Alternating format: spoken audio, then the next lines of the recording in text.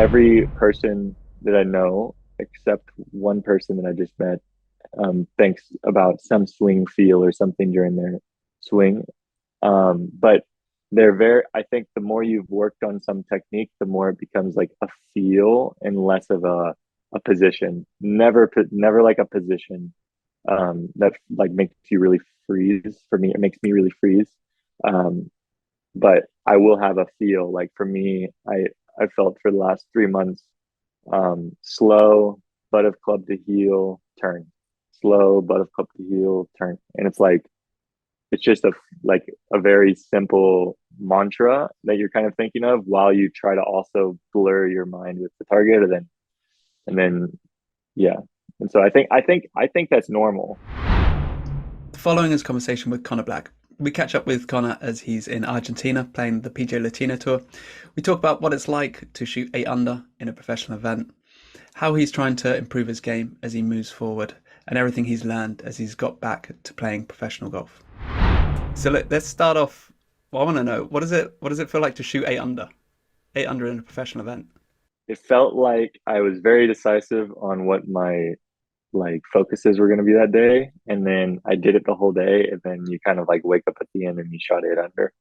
So like that's it felt really good. I was like determined on each shot to feel my swing feel that I had. That was pretty simple, and then feel like there's like my target also in my brain at the same time, and then um and then do it, and then afterwards assess how well I felt like I was aware of the target and how aware of my swing feel, and then I just would try again on the next shot, and I did that for 64 shots, and it was like, okay, this is really good. Good going. And then I want to ask the question that I'm sure a lot of people want to know, which is when you shoot 8 under, do you still come off the course like, oh man, I left some out there. Could have shot 10. Yeah. So it's not about hitting every shot perfect. No, like the last hole, especially because it was like a qualifier, so I knew I probably only needed to shoot 5 under. So going into the last hole and you're 8 under, like it shouldn't be, but you start thinking like, okay, don't make quad. Don't be that guy. So I hit so I played it like way too conservatively, and it was such an easy par five, and then I missed the 30 footer for birdie, and I was like, okay, well that sucks. You could have like hit a nice drive, hit it on the green, and made a putt, but um, like yeah, so yeah, absolutely. But for the most part, I was pretty pleased. And then what went well? So difference between sort of like a 1 under, 2 under, and 8 under. Is it you hold more putts? Is it you hit it closer? Is it you just didn't drop shots? I didn't drop any shots. Um, so okay, I guess the difference would be I didn't have any misses that were major, where I had to like advance it or punch out or have some really bizarre shot into the green. So I had no major misses from the tee ball.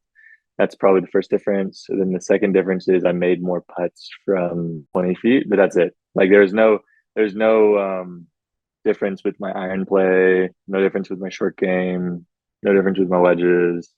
Yeah, I just made more putts in that like mid that Jordan Spieth range, and and I didn't hit any balls into long rough. So you did half a Jordan Spieth then. Just hold the putts. Yeah, just hold the putt. That's right.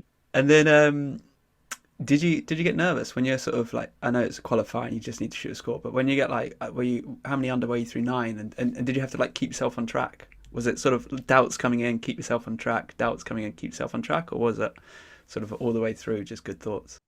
You may believe this, you because you know me, but I don't really remember. So I think the honest truth is if I was nervous and uncomfortable, I would have remembered it.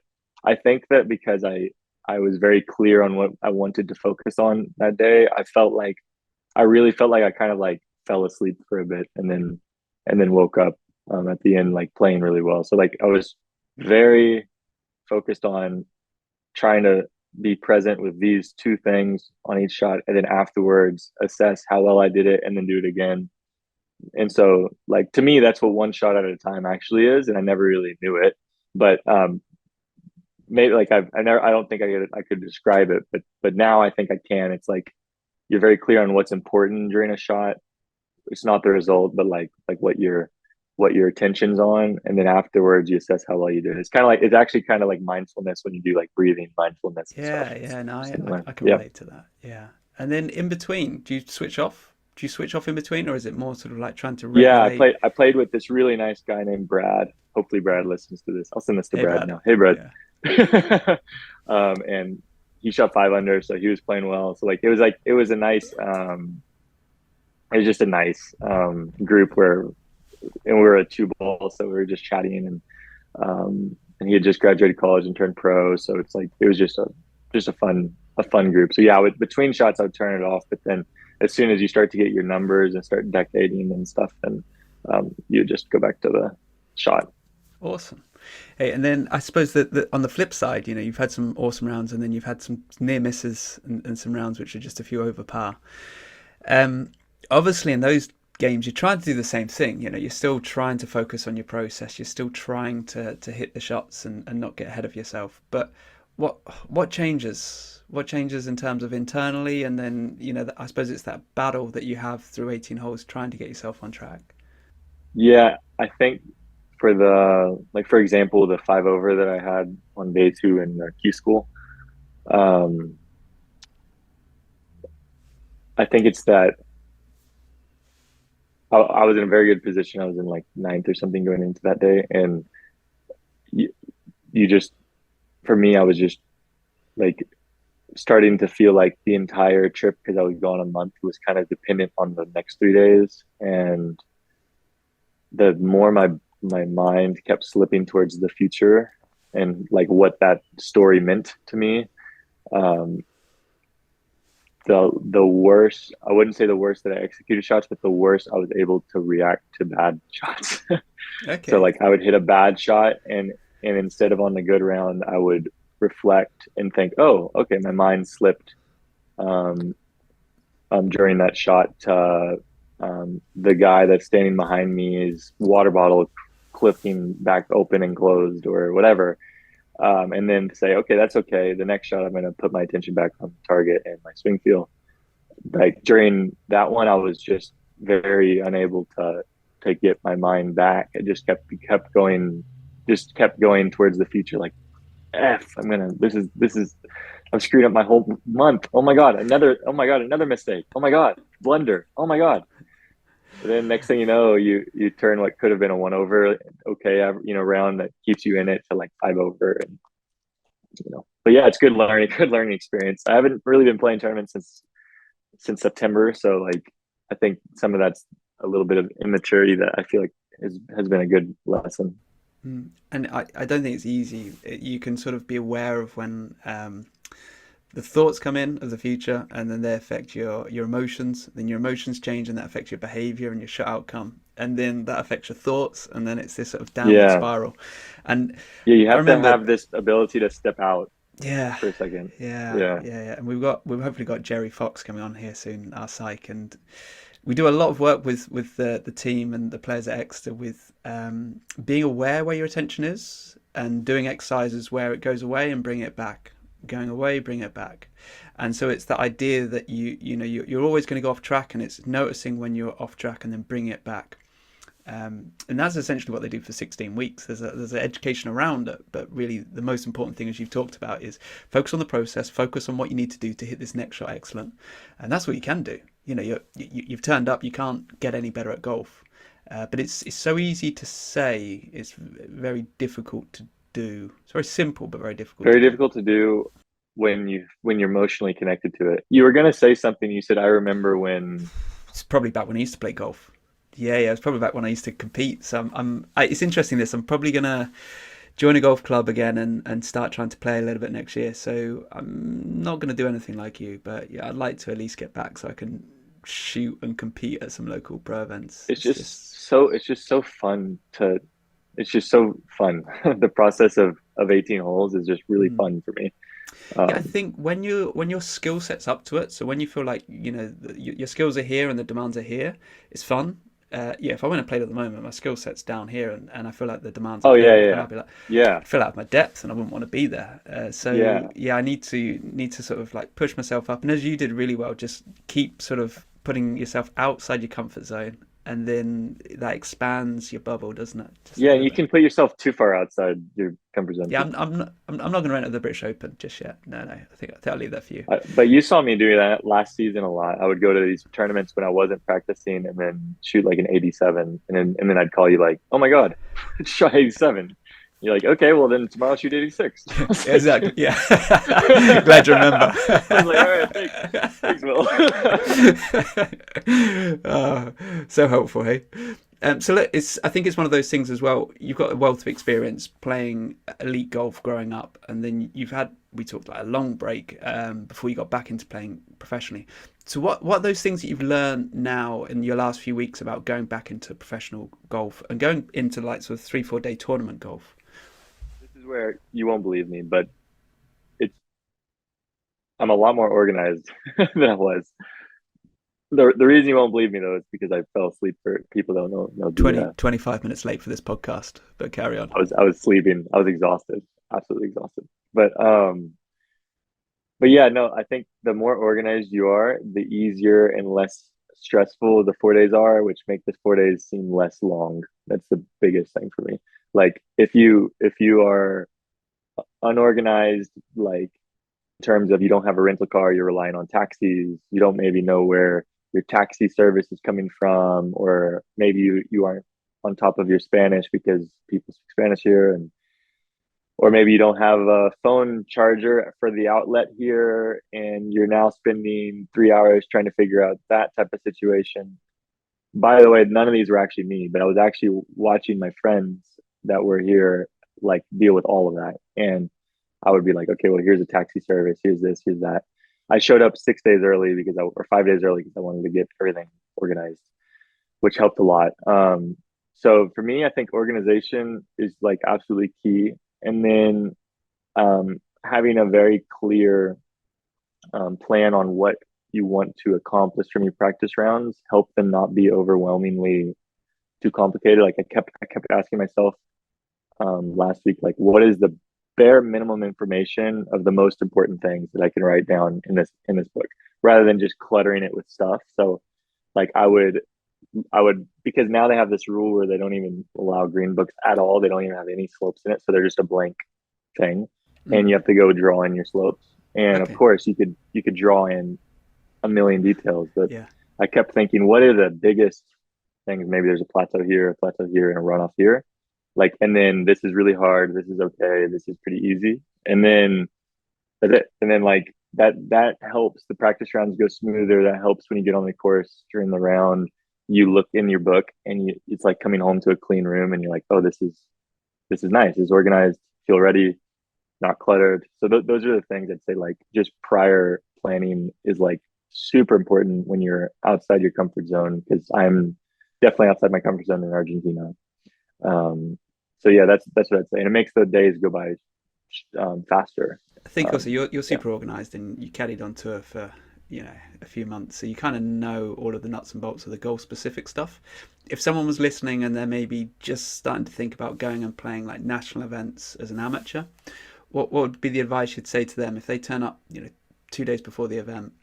What what would the advice you give? So you've given like the organisation bit. What about golf specific Yeah. stuff in terms of practice round, and then I suppose prep for playing the event Okay. Yeah. itself? Yeah. So like, let's say you're 17, you qualified for the British Amateur or something, and you show up 2 days early with your dad, and you're ready to get prepared. I would say the first, like once you get checked into the hotel, the first thing you should do is walk the golf course. So walk the course with the yardage book that they sell in the pro shop, and then just start to get target lines, because it's really important to get target lines down as early as possible, because then when you play the practice round, you can adjust what doesn't feel comfortable. And then when you play the tournament, hopefully it's just like autopilot and you're not even thinking. That's the first thing. So get your target lines, and then maybe rate the greens, like, and you can just do them in four quadrants, like easy, right sides, hard, past the greens, easy, left of the greens, medium, and just get that down. And then that should take you about 2.5 hours just walking the course. It's also really nice after you've been traveling to just get out and walk, and you can kind of feel the property. And then I would say you should probably go like have a lunch and then warm up and then play 18 testing it. And that gives you a lot of flexibility for the next day because the next day you can either play nine or you can not play or you can hit balls or you can do whatever because you've now prepared like already within one day. So I'd say the first day is just important to get everything down. And then the second day is more like maybe you can play a match against your friend, you know, something fun or whatever, and test out the book that you had made.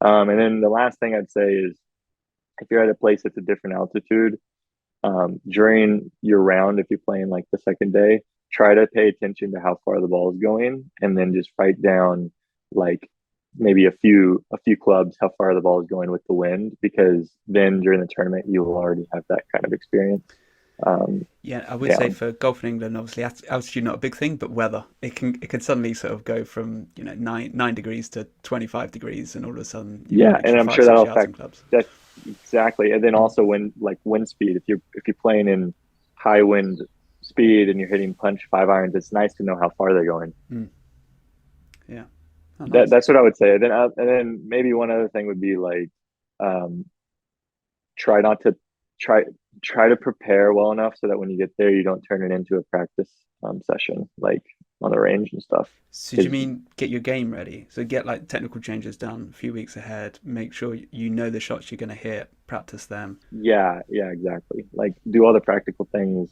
and all the technical stuff early, and then once you get to the course, like ideally you're just hitting some numbers and warming up and playing and then testing how well you prepared really. That's basically it. When you play really good golf, are you still thinking technically about your swing and say I putting? I am. I am, and I think um every person that I know, except one person that I just met, thinks about some swing feel or something during their swing. But they're very, I think the more you've worked on some technique, the more it becomes like a feel and less of a position. Never like a position that like makes you really freeze. For me, it makes me really freeze. Um, but I will have a feel. Like for me, I felt for the last 3 months, slow, butt of club to heel, turn, slow, butt of club to heel, turn, and it's like it's just a very simple mantra that you're kind of thinking of while you try to also blur your mind with the target, and then yeah. And Yeah, so I think that's normal. yeah, I do. And there's a big difference between having a technical thought and trying to control what you do or tweak what you do. So I think you've got to have Yes, something to keep your mind occupied. So yeah, if you're agreed. thinking about something in your swing, that's fine. Trying to physically change it, that's hard. That's when you get all sorts of shots come out. Yeah, I think cognate. Yeah, like when you're feeling something, it's kind of like if you're doing mindfulness exercises and you put your hand on your stomach, you're feeling your stomach move up and down, and and you're aware of it. Like, but you're not controlling it too much. You're just kind of aware of what it feels like to breathe. And I think it's the same thing. Like Johannes, the more scared, the more nervous he got, the louder he would scream like his mantra in his head. So he said noise never bothered him because in his head he was screaming like for him it was twist the doorknob. So he'd go to the top, twist the doorknob, and it was just a real simple feel for him. And twist the doorknob, turn, twist the doorknob, turn, and it occupies your mind when you're at the British Open teeing off the first hole, and you're just thankful the club head is now 460 cc's so that you don't miss the ball.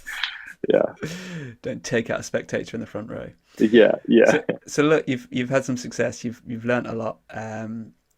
I suppose. What do you think you need to do better in the next few weeks to start, competing and finishing top 10, top three in these events? This is Up Game, and Up Game is incredible. Johannes doesn't want me to tell everyone about Up Game, but Up Game is really good. Um, so my average score for each round is plus 0.24. And this is how I play the par threes, fours, and fives. One thing I think I need to do a bit better is the doubles per round. I'm averaging half of a double plus rounds, and I'd like to get that even lower. Um, so if I move to strokes gained, this is the part that doesn't matter. That part. So total, I'm losing a shot 1.4 to PGA Tour per round. My T balls, I'm losing point 0.2. I'm very happy with this. That's like 6 shots better than last year this time. My approaches are worse than they've been, which is interesting. And that's the thing I wanted to show you. Short game's feel really good, and putting's I'm really struggling. So for me to start playing better, I think first I got to get this putting to 0 at least, Mm. and then there's a couple things in my approach that I need to practice this next few days before I go to Chile. So if I start with approach, so the far left Oh bar wow. Okay, yeah. is my overall, and then it breaks it down into these things. So the thing that I noticed is that from 200 plus, so and there's a lot of shots in there. There's 47 shots from 200 plus, and I'm positive, overall in that range. But yet Yeah. when I'm from 100 to 200, I'm not. And so I'm thinking about like when I'm 175 to 200, am I being too aggressive because I feel comfortable with my swing now, which I really do, and maybe I'm being too aggressive. Whereas like 200 plus, I'm aware that I'm aiming at the middle of the green. Okay. And like 200, I'm using 6 iron to 5 iron. So 6 iron up, it's really good. 7 iron to gap wedge is struggling. Here's dispersion. Yeah, I mean, so pretty neutral in dispersion, a little bit short, Yeah, if anything, but yeah, yeah, but yeah, not but bad. Yeah. pretty neutral. This is You versus haven't, target pin, so this is versus my target. This is versus the yeah. actual pin, which is basically the same deal. I think that can be one of those things, can't it? It can then be a tactical thing where you've got to think about you're trying to get it, you know, pin high, middle of the greens, not bad from, but particularly from 150 out. 150 to 200. It's like if you can get it to 20 feet, that's unreal. And then the amount of times that you do that and you just accidentally pull it onto the pin or push it into the flag, and then you've got a good birdie attempt. Let's have a quick look at putting then as well. So it's like here, Huge difference. yeah. I mean, 3 to 10 feet. That Is is a key 3 to 10 area, feet's isn't it? massive. It's like how it's like over Yeah. half a shot, Mm. and That's your priority one for me.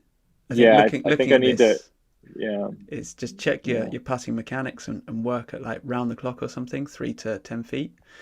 Um, and then I would just go and be a bit more conservative with your iron play if that's what you think. yeah. This is an interesting one with putting, because I've never like had a putting coach, and part of me feels like my instincts say I should just make sure that I have my setup standardized to what I feel is important, my grip standardized, so I do it the same way each time. One thing I'm struggling with is grip pressure. I'm like, I don't know whether to grip it light, like I kind of do everything else, or if sometimes when I feel like I grip it light, I feel like the putter is moving in my hands, and I don't like the feeling of that. But then there's this thing that I remember hearing. Who's the guy from the Middle East that teaches Pete Cowan? I think he has a school over in Dubai. He talks about twisting the hands inwards to try to stabilize it. So it's like they've got this like tension moving both inwards, like you're kind of wringing a towel inwards, Mm. and that'll stabilize the face. Yeah, no, I think with putting, can you find something where you start the ball online? Can you control pace? And then does it feel comfortable? And it's got to be all three of them. But there's loads of ways to do it. And I think you've just got to make sure that face and path and strike are good. And then the ball's rolling well. Yeah, and then I'm also having a tough time with the awareness of like because on a lot of these when you play tournament golf, their greens are a bit quicker, so your apexes are a bit higher, and like the and like I feel like when I put my best, I'm more aware of where the ball needs to roll through on those greens.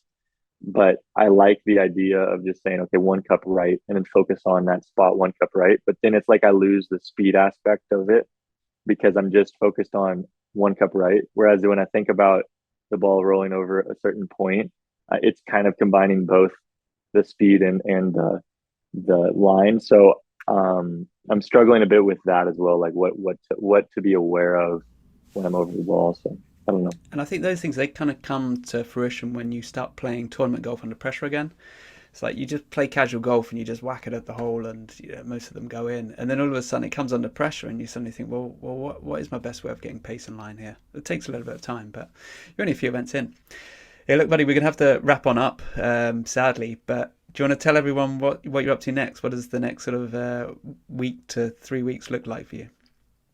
So today I'm gonna go practice um, putting and maybe a little bit of iron play, and then do that the next 2 days.